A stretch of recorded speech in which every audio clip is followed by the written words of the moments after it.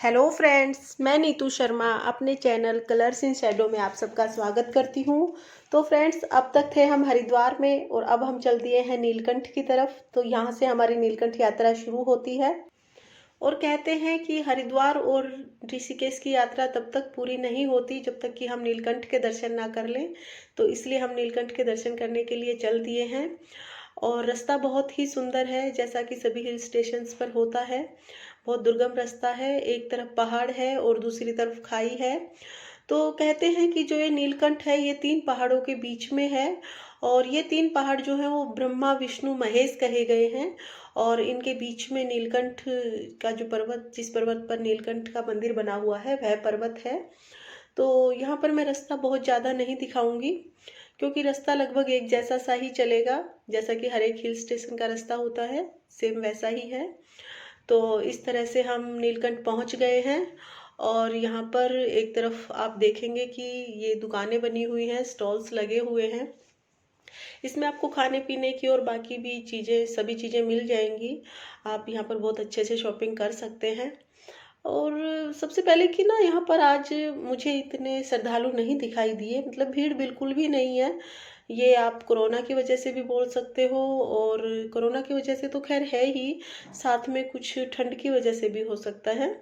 और इस तरह से यहाँ पर आपको अच्छी अच्छी दुकानें दिखाई देंगी और प्रसाद वगैरह की दुकानें और जो भी इस तरह धार्मिक स्थलों पर जो दुकानें होती हैं वो सभी दिखाई देंगी। तो यहाँ से हम चल दिए हैं मंदिर की तरफ। फ्रेंड्स, कहते हैं कि जब समुद्र मंथन हुआ था तो समुद्र मंथन से विष भी निकला था, लेकिन विष को ना ही तो असुर पीने के लिए तैयार थे और ना ही देवता, कोई भी विष को पीने के लिए तैयार नहीं था।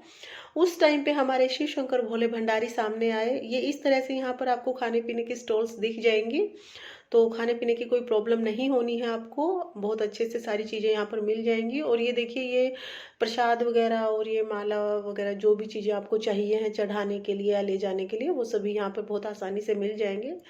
तो फ्रेंड्स, मैं आपको बता रही थी कि जिस टाइम पे समुद्र मंथन हुआ था तो जो विष का घड़ा निकला था उसे कोई भी पीने के लिए तैयार नहीं था। तो उस टाइम पे हमारे शिव शंकर भोले भंडारी सामने आए, क्योंकि शिव जी तो हैं ही भोले और हमेशा जन कल्याण करते हैं, वो सृष्टि का उद्धार करते हैं। तो उन्होंने सृष्टि के उद्धार के लिए उस विष को अपने गले में धारण कर लिया, यानी विष पान कर लिया उन्होंने, और जिसकी वजह से उनका गला नीला हो गया, उनका कंठ नीला हो गया, तो इसलिए उन्हें नीलकंठ कहा जाने लगा। और कहते हैं कि जब उनके शरीर पर विष का असर होने लगा उन पर, तो उस असर को मतलब कि खत्म करने के लिए वो यहाँ पर आए। ये मणिकोट नाम का पर्वत था उस टाइम पे और 3 पर्वतों से घिरा हुआ। तो इस पर्वत पर आकर उन्होंने तपस्या की। तो देखिए, अब हम मंदिर की तरफ चलते चले जाएंगे। ये बीच में मार्केट की तरह है, बड़ी बड़ी दुकानें हैं और मार्केट है ये, जो भी चीज़ें खरीदना चाहे खरीद ले। तो इस तरफ हम मंदिर की तरफ आगे बढ़ेंगे इस तरह। तो यहाँ पर इस जगह पर शिव भोले भंडारी ने 6000 साल तक तपस्या की थी और जिस वृक्ष के नीचे बैठकर तपस्या की थी, कहते हैं कि वो वृक्ष आज भी है। वैसे कुछ लोग कहते हैं कि उस वृक्ष की जगह पे दूसरा वृक्ष वृक्ष उग गया है, लेकिन कुछ लोग मानते हैं कि वही है। और ये गद्दी है, गद्दी घर कहा जाता है इसको।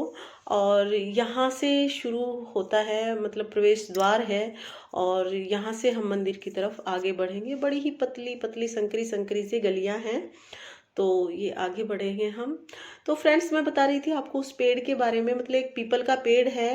वैसे कहते हैं कि शिव भगवान ने वट वृक्ष के नीचे जो तपस्या की थी 6000 साल तक, तो ये वही पेड़ है, तो हम उसके भी दर्शन करेंगे। और कहते हैं कि जब सभी देवता 6000 साल के बाद उन्हें लेने के लिए आए और वो यहाँ से कैलाश पर्वत पर गए, तो अपने गले से जो विष का पिंड था वो निकालकर यहाँ पर स्थापित करके चले गए थे, जिस वजह से यहाँ पर मतलब ये मंदिर बना, नीलकंठ जो प्रसिद्ध हुआ उसी की वजह से हुआ, ऐसा माना जाता है। तो उसके दर्शन भी हम लोग करेंगे। और यहाँ पर समाधि भी अभी तक कहते हैं वो समाधि है जहाँ से वो भस्म रमाते थे हमारे शिव भोले भंडारी। तो इन सब के दर्शन आज हम करेंगे। तो इस तरह से हम मंदिर के प्रांगण में आ गए हैं और देखिए, ये हम बिल्कुल मंदिर के प्रांगण में हैं। मैं आपको एक बार चारों तरफ का दृश्य दिखा देती हूँ। और ये देखिए,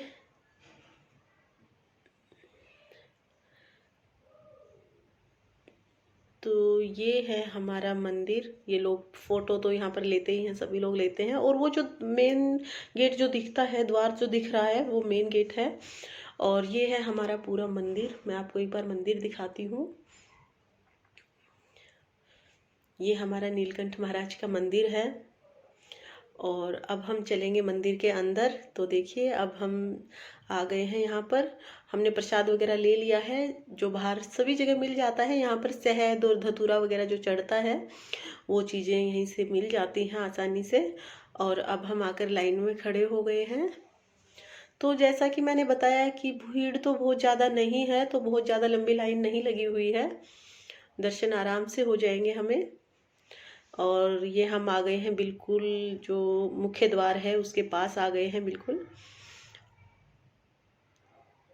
तो यहाँ से और देखिए, ये है वो पेड़ जिसके बारे में मैंने आपको बताया था कि जहाँ भगवान शिव शंकर ने 6,000 साल तक पूजा की थी, तपस्या की थी जहाँ पर, ये वही पेड़ माना जाता है, वही पेड़ है ये। तो हम इस पेड़ के दर्शन करेंगे।